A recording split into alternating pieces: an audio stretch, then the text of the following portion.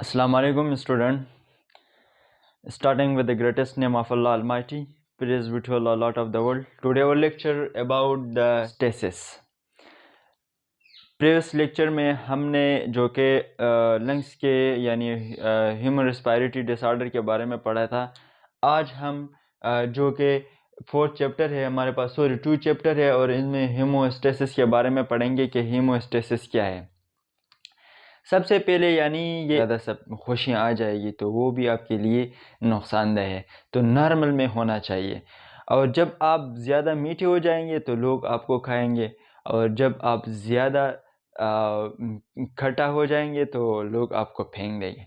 तो means same level पे होना चाहिए। एक इंग्लिश का मुहावरा है कि एवरी सक्सेस इज़ बैड, यानी हर कामयाबी जो है वो अच्छा नहीं होता है। Some time you should be loose, यानी कुछ ऐसी हालात होते हैं जिसमें इंसान के ज़्यादा से ज़्यादा इंसान की लाइफ में जो कि गम आते हैं वो भी अच्छे नहीं है। जब कोई भी गम ना हो, थोड़ा थोड़ा सा गम भी इंसान की लाइफ में सही है, क्योंकि वो अल्लाह ताला का शुक्र अदा करेंगे, अल्लाह ताला उसको याद आ जाएंगे उसकी लाइफ में।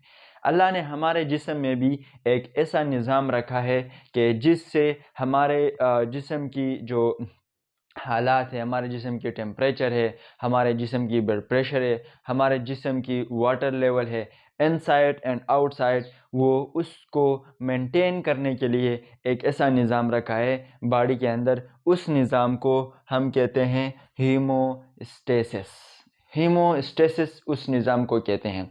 अब ज़्यादातर लोग ये कहते हैं कि ह्यूमन की बॉडी और उसकी आउटसाइड एंड इनसाइड कंडीशन, ये एनवायरनमेंट और कंडीशन में कोई फ़र्क नहीं है। एनवायरनमेंट एंड कंडीशन दोनों सेम है। हम एनवायरनमेंट को कंडीशन भी कह सकते हैं, यानी outside the condition is called environment. जो कंडीशन आउटसाइड है उसको भी एनवायरनमेंट, ये एक कोई मसला नहीं है। एनवायरनमेंट को कंडीशन, कंडीशन को एनवायरनमेंट भी कह सकते हैं। सबसे पहले मैंने इधर एक डिफिनीशन लिखा है। इस डिफिनीशन में ये लिखा है कि ability of the body to maintain a constant internal environment is called what? Homeostasis. यानी जिस्म में जो कि आपके बॉडी की वो सलाहियत जो कि एक मेंटेन, यानी बॉडी के एक इंटरनल एनवायरनमेंट को मेंटेन रखे, इसको हम कहते हैं हीमोस्टेसिस। इधर मैंने एनवायरनमेंट लिखा है और इसकी 2 पार्ट लिखी है, एक इंटरनल एक एक्सटर्नल। इंटरनल हमारे जिस्म की जितनी भी इंटरनल एनवायरनमेंट है, लोग कहते हैं कि हमारे जिस्म के इंटरनल एनवायरनमेंट क्या है।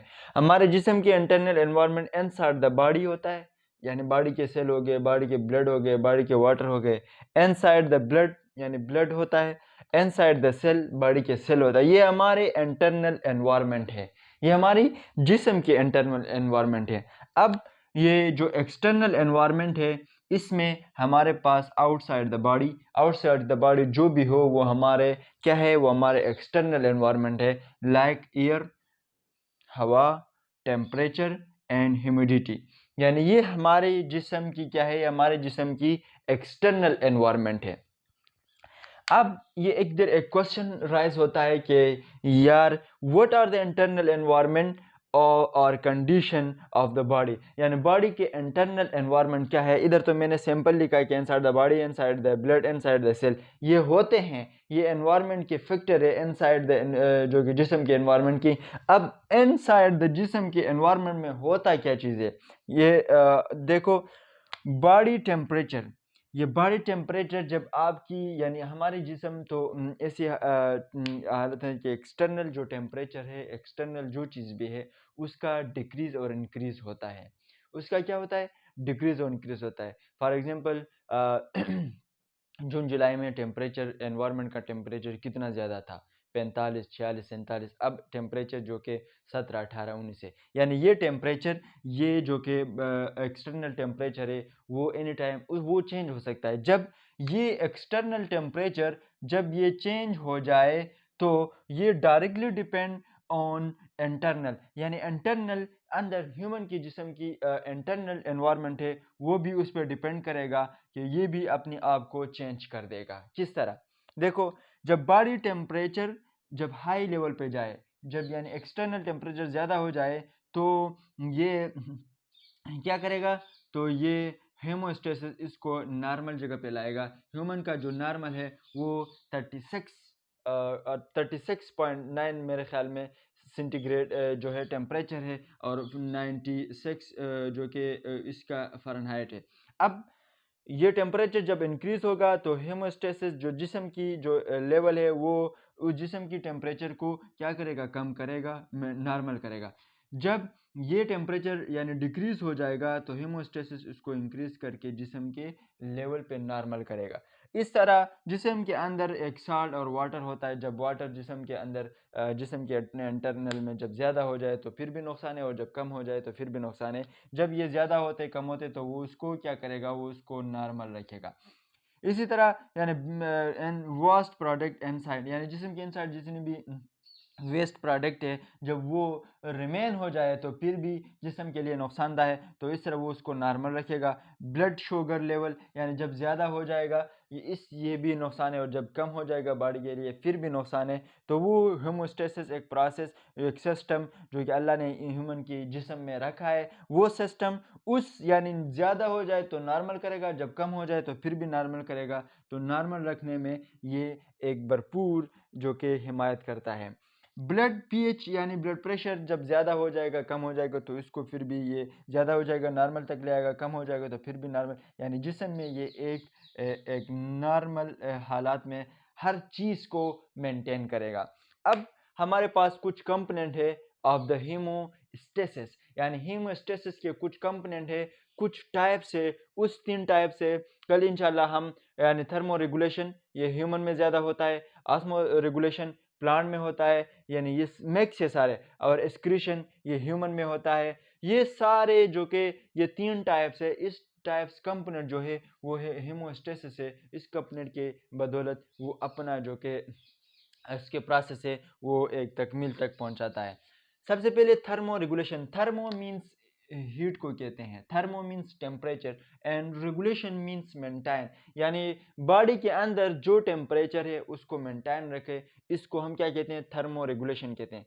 Maintenance of the constant body temperature, ये बॉडी टेम्परेचर जो मेंटेन रखते हैं, बॉडी के अंदर टेम्परेचर, वो ब्लड इसको मेंटेन रखते हैं। दूसरा है ऑस्मो रेगुलेशन। ऑस्मो रेगुलेशन यानी ऑस्मो रेगुलेशन प्लांट यानी ह्यूमन जितने भी बॉडी वाटर जो है साल्ट और वाटर उसको मेंटेन रखे, इसको हम क्या कहते हैं, osmo regulation. Osmo means water and salt, regulation means maintain. So maintain of constant water and electrolytes level, यानी वो उसकी अंदर वाटर लेवल और साल्ट लेवल इसको मेंटेन रखे। ह्यूमन के बॉडी में जो साल्ट जो वाटर जो लेवल मेंटेन रखते हैं वो ह्यूमन की किडनी है। एक्सक्रीशन, देखो एक जो इस तरह के एक्सक्रीशन होते हैं जिसम में ह्यूमन के बॉडी में जो कि जब वो एक्सक्रीशन रिमूव नहीं करे तो वो वेस्ट प्रोडक्ट रिमूव नहीं करे तो वो वेस्ट प्रोडक्ट्स एक आर्थ्रोपॉड्स यानी उस जिस्म की ह्यूमन के जिस्म की एक बीमारी पैदा करते हैं, हार्डी की, इसको आर्थ्रोपॉड्स कहते हैं। और वो बीमारी जो कि हाड़े को कमज़ोर कर देती है, कैल्शियम ज़्यादा कम हो जाए या रिमूव ज़्यादा रिलीज़ हो जाए तो भी ये बीमारी आती है। इस तरह ह्यूमन के अंदर, प्लांट के अंदर जो एक्सक्रीशन जो वेस्ट मटेरियल है उसको इंक्रीज़ करते हैं बॉडी से, उसको हम क्या कहते हैं, एक्सक्रीशन कहते हैं, रिमूव करते हैं, removal of the waste from body as called excretion, इसको एक्सक्रीशन करते हैं। और ह्यूमन के बॉडी से जो एक्सक्रीशन जो पार्ट एक्सक्रीशन करते हैं वो है किडनी। ये किडनी किस तरह जो कि किडनी के अंदर जो कि स्टोन बनते हैं या किडनी फिल्ट्रेशन करके वो स्टोन को रिमूव करते हैं, वो स्टोन जो कैल्शियम का बनते हैं, जो जिस टाइप की भी स्टोन बनते हैं, तो किडनी ह्यूमन का रिमूवल आर्गन है जो कि वेस्ट मटेरियल को रिमूव करते हैं। इस तरह लेवर हो गया, स्किन हो गया एंड लंग्स हो गया। ये इंशाल्लाह हम फिर पढ़ेंगे कि किडनी किस तरह रिमूव करते हैं, प्लांट में ऑस्मो रेगुलेशन किस तरह होते हैं, गुटेशन किस तरह होते हैं, और ह्यूमन के अंदर जो कि किडनी की डिजीज़ क्या है, किडनी किस तरह जो कि वेस्ट मटेरियल को रिमूव करते हैं। इंशाल्लाह कल हम